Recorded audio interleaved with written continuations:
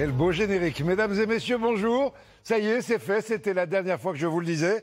Journal un peu particulier, vous le savez, mon 7 millième déjeuner avec vous. Je ne sais rien de ce qui va se passer jusqu'à 14h15. Je sais qu'il y a un magazine de Michel Izard à partir de 14h15 à ne pas manquer. Mais mon équipe m'a préparé plein de surprises, je ne sais pas lesquelles. On regarde l'actualité d'abord, en commençant bien évidemment, on ne va pas changer aujourd'hui, par les prévisions météo de Louis Baudin qui nous annonce un temps plus sec et plus ensoleillé cet après-midi dans la plupart des régions. Il va rester quelques nuages, quelques pluies sur la Bretagne, mais également dans le Languedoc-Roussillon et la vallée du Rhône. Le vent atteindra 80 km/h, tiens donc, sur la pointe bretonne. Les températures resteront au-dessus des moyennes de saison.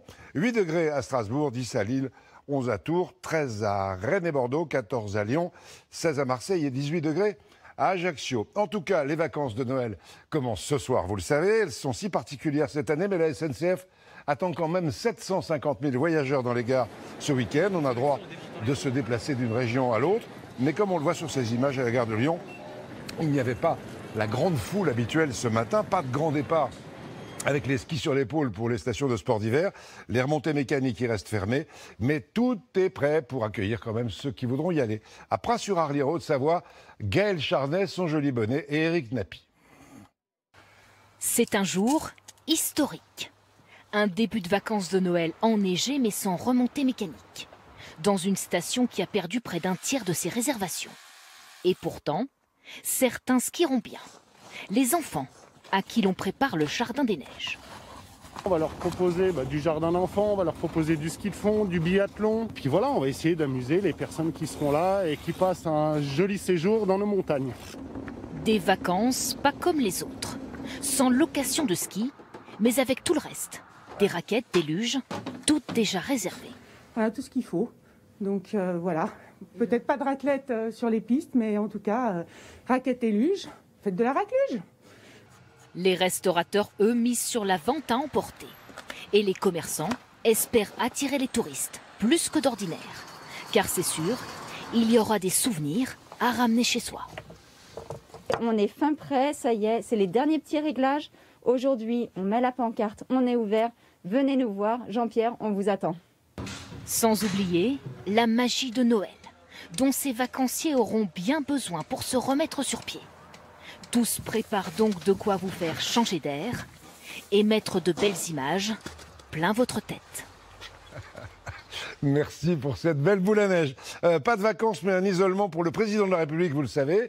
Il a été testé positif au coronavirus hier matin. Il s'est rendu dans l'après-midi à la résidence officielle des présidents à la Lanterne, près du château de Versailles. Il avait des symptômes, alors on va y aller en direct. Bastien Auger, savez-vous comment va le président de la République ce matin ? Aux dernières nouvelles, il avait de la fièvre, une grosse fatigue et puis il toussait un petit peu. Ça, c'est ce qu'on a pu constater lors d'une visioconférence hier en fin de journée. Alors son épouse Brigitte est restée car les cas contacts isolés au Palais de l'Élysée. Lui, Emmanuel Macron, est donc ici. On est à une vingtaine de kilomètres de Paris. On est à Versailles dans un lieu qu'il connaît bien, Emmanuel Macron, puisqu'il vient régulièrement passer ses week-ends ici. Et son entourage nous assure qu'il y a ici tout le matériel nécessaire pour travailler, un matériel sécurisé, surtout pour pouvoir notamment faire des visioconférences. Alors, il n'est pas tout seul, Emmanuel Macron, il y a bien sûr avec lui des équipes, mais des équipes réduites au minimum et avec le moins possible d'interaction, nous dit-on, dans le souci à la fois de montrer qu'Emmanuel Macron respecte toutes les précautions, mais aussi qu'il est toujours au travail. Merci Bastien. Hier, en tout cas, plus de 18 000 nouveaux cas ont été enregistrés dans la journée. Évolution préoccupante, a même dit le directeur de la Santé. Encore 25 000 personnes sont hospitalisées à l'heure qu'il est. Il y a eu 258 morts en 24 heures. On s'approche des 60 000. Le virus circule partout, notamment en Bourgogne-Franche-Comté. 6 jours avant le réveillon de Noël, la prudence est vraiment de mise à Dijon. Séverine Agi, Thomas Gatti.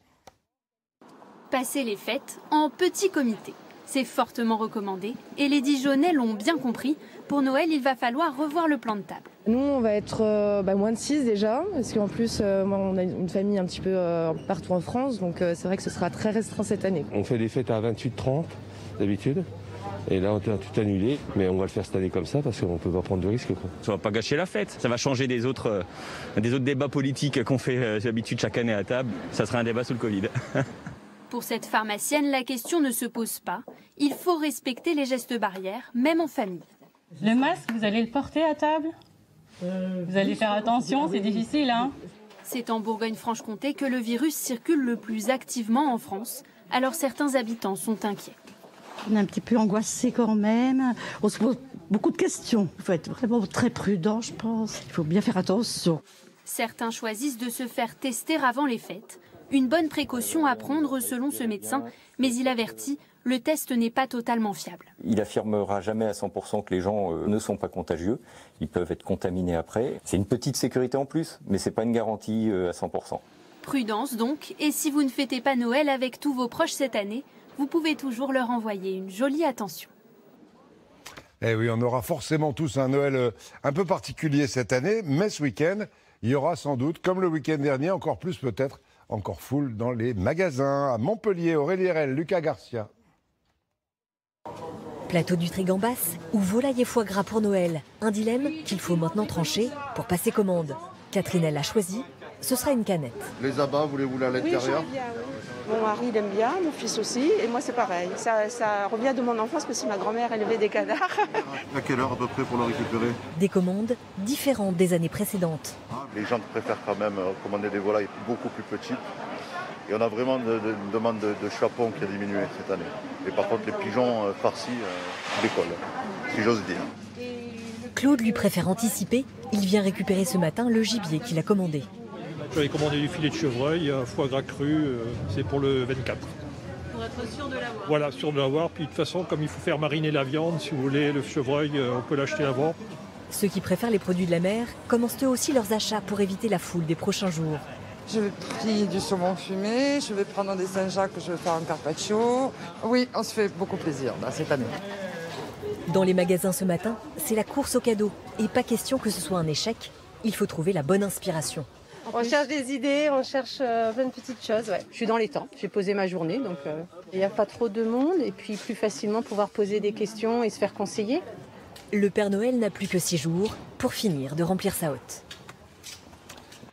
Avant de plonger dans l'inconnu maintenant pour la suite de cette édition spéciale, enfin l'inconnu pour moi, un rendez-vous absolument incontournable maintenant, j'y tiens. Vous savez que l'élection de Miss France aura lieu demain soir en direct sur TF1 au Puy du Fou. Et comme tous les ans, on est déjà en direct avec Sylvie Tellier et Jean-Pierre Foucault. Vous êtes magnifiques tous les deux, entourés par les 29 candidates sur la scène du Puy du Fou. Ça a été compliqué de tout organiser, mais vous êtes heureux d'y être tous les deux. Et on ne pouvait pas ne pas être là, cher Jean-Pierre, cette année encore, puisque vous êtes notre double héros. Le héros H-E-R-O-S, pour les jeunes filles qui sont là d'année après année, et le héros AUT, le porte-voix des Miss, puisque chaque année maintenant, depuis presque 10 ans, vous les accueillez pour parler de cette manifestation tout à fait exceptionnelle. Pour tout cela, entre autres, on voulait vous dire merci. Je passe la parole à la patronne. Et oui, un grand merci, cher Jean-Pierre. Vous le savez, vous faites partie de cette belle famille de Miss France et on a encore plein de belles histoires à raconter. Vous le voyez, nous sommes ici dans une bulle sanitaire en direct du Puy du Fou. Les Miss n'ont pas de masque, nous sommes sur scène et elles ne seront pas masquées non plus demain soir lors de notre rendez-vous. Est-ce qu'il y aura du public demain? Voilà, mon cher Jean-Pierre. Oui. Comment? Est-ce qu'il y aura du public dans la salle demain? Alors, il n'y aura pas de public, il y aura très peu de public, en fait, celles et ceux qui travaillent au Puy du Fou. Exactement, nos délégués régionaux, les Puy-Follets qui nous ont accueillis ici depuis 15 jours et qui ont accueilli toutes nos Miss seront là. Une petite poignée de personnes, mais surtout énormément d'ambiance pour ce centenaire, parce que beaucoup de surprises, n'oubliez pas, 30 Miss France vont ouvrir la cérémonie avec nos candidates. Donc, peu de public, mais beaucoup de ferveur au rendez-vous. Alors, est-ce que et vous allez... un petit cadeau pour vous, cher Jean-Pierre. Oui.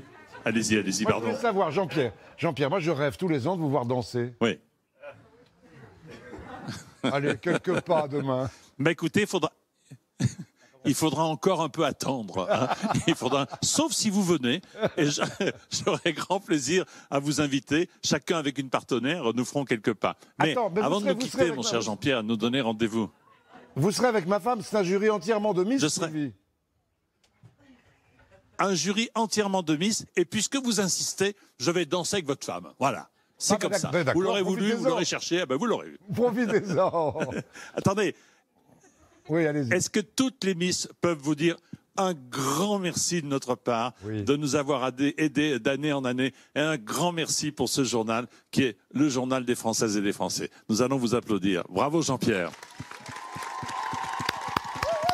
Et bravo à vous, ça me touche énormément. Merci infiniment, on va vous retrouver. Oui. Vous allez me retrouver, mais avant, avec Sylvie et toute l'équipe. Mais avant de nous quitter, j'aimerais vous dire que ça n'est pas terminé, puisque regardez pour vous, cher Jean-Pierre, une autre surprise est là. Regardez bien. Eh oui, Jean-Pierre, tu croyais quand même pas qu'on allait te laisser tout seul pour ce dernier journal. Alors regarde, avec Gilles, on s'est mis sur notre 31. On a mis nos plus beaux habits, parce que nous aussi, on est émus. Et on va venir te retrouver dans quelques instants. Et oui, coucou Jean-Pierre, tu vas pas te débarrasser de nous comme ça. Non, non, non, non. Alors maintenant, on va évoquer un moment important. C'est le moment où tu frappes à la porte, tu tapes sur la sonnette des Français, tu t'installes chez eux, à côté d'eux, dans leur canapé, avec une petite musique. Ça fait quelques années que ça dure.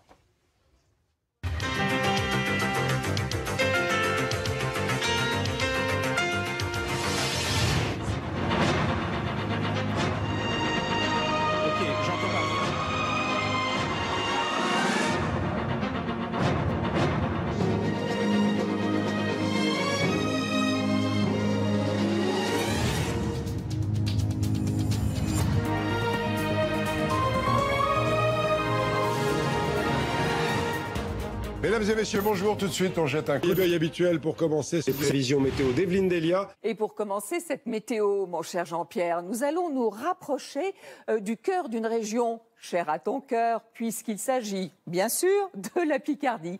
Et nous allons même nous rendre à Quevauvillers. Alors, évidemment, que de souvenirs pour toi, puisque c'est là que tu as grandi.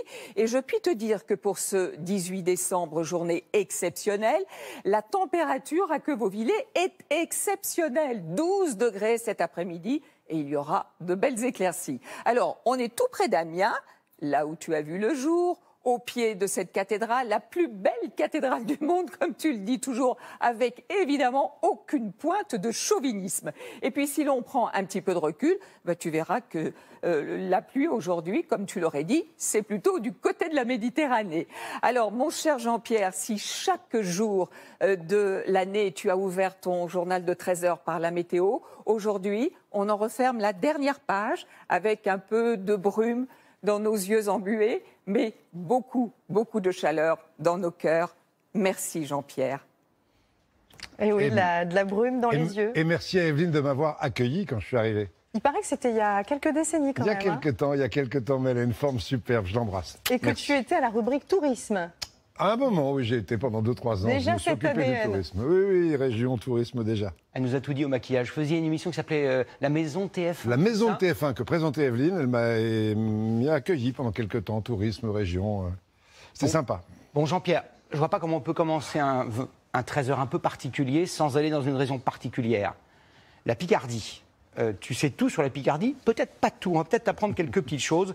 La baie de Somme, la cathédrale d'Amiens. C'est quoi la cathédrale d'Amiens? La plus belle cathédrale du monde, de France et du monde. C'est l'autre femme de ta vie. Je suis content que ça soit passé dans les autres éditions, cette expression. Gardez-le. Hein. Tu es un incroyable ambassadeur de la Picardie et les Picards t'en sont infiniment reconnaissants. Et ils l'ont dit avec pudeur. C'est des pudiques, les Picards, à François Ouasson et Gauthier Delobette. Parce qu'il suffit de lancer ton nom à la volée pour que le cœur des Picards s'emballe. La preuve sur le marché de Frénois-le-Grand, dans l'Aisne. Il va nous manquer beaucoup. Parce que c'est vrai que c'est un rude gaillard, ça. C'est un grand monsieur même. Jean-Pierre Pernaut, c'est le Picard. Il est attaché à ses origines et ça, je trouve que c'est bien. Plus à l'ouest, à Albert, dans la Somme, là même où une place porte le nom de ton grand-père, le musée de l'industrie aéronautique nous ouvre ses portes. Puis après, il y a une nullité avec sa maman et son frère. Les caméras du Trésor, bien souvent, ont immortalisé ces lieux. Alors ici aussi, on veut te dire merci. Tous les jours, on regarde le journal de Jean-Pierre Pernaut. On ne peut pas le louper. On sent qu'il est amoureux de la Picardie. Le journal de 13 heures, une passerelle entre la Picardie et le reste de la France, un révélateur de son patrimoine. C'est lui le patrimoine. C'est lui. Croyez pas? Bien sûr que l'on y croit et à Amiens, nous ne sommes pas les seuls. Ces nombreux reportages qui ont donné à voir nos richesses patrimoniales ont permis de faire redécouvrir ce territoire. Un ambassadeur de la Picardie, pas une saison sans sublimer la cathédrale ou les ortillonnages. Lorsque t'en parles, ça fait du boum au cœur. Je t'embrasse très fort et continue. Mathieu Jean-Pierre, je t'aime. Plus qu'une aventure cathodique, c'est une histoire d'amour et sur les hauteurs de Gerberoy dans l'Oise, on ne veut pas que ça s'arrête. J'ai cru comprendre qu'il allait continuer sous une autre forme à défendre le patrimoine avec son rayonnement et sa passion. Et jusqu'aux confins de la baie de Somme, là où bat un peu ton cœur, Jean-Pierre, c'est la même fidélité. C'est quelqu'un un peu de la famille. Donc on va continuer à le suivre et puis on lui souhaite plein de bonnes choses, voilà. Quel plaisir pour nous, Jean-Pierre, d'avoir mis en image cette Picardie que tu aimes tant. Alors je te propose qu'on se retrouve vite, très vite dans ce petit coin de France, cette baie de Somme qui, comme on le sait, est pour toi la plus belle baie du monde. Pour moi et pour tout le monde. Merci Gauthier et François. Ça me fait plein d'émotions de voir tout ça. Mais vous savez, quand dans le 13